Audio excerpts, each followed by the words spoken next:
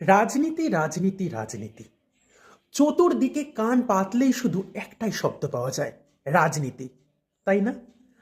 আজ আমি তোমাদের একটা প্রশ্ন করছি, বলো তো, ভারতের প্রথম রাজনৈতিক প্রতিষ্ঠান কোনটি? জানা আছে? যে জানো সে তাড়াতাড়ি আমার কমেন্ট বক্সে উত্তর দাও যে ভারতের প্রথম রাজনৈতিক প্রতিষ্ঠান কোনটি।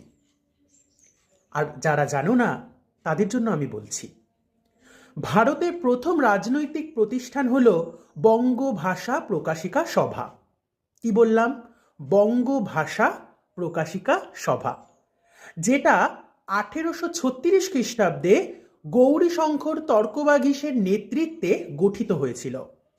এবং এর অন্যান্য যে প্রতিষ্ঠাতারা ছিল তারা হলো দ্বারকানাথ ঠাকুর, কালীনাথ চৌধুরী, প্রসন্ন কুমার ঠাকুর, এই সমস্ত মহান সব গুণী ব্যক্তিরা। বুঝতে পেরেছ? এটা সাধারণত তৈরি হয়েছিল শিক্ষার প্রসার, জনমত গঠন এবং তাদের অন্যান্য যে কার্যাবলী তার জন্য।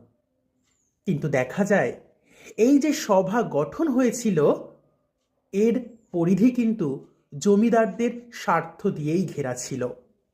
এবং এই বঙ্গভাষা প্রকাশিকা সভাকে ভারতের প্রথম রাজনৈতিক প্রতিষ্ঠান হিসেবে বলা হয়। কেমন লাগলো? যদি ভালো লাগে অবশ্যই চ্যানেলটা সাবস্ক্রাইব করে দিও।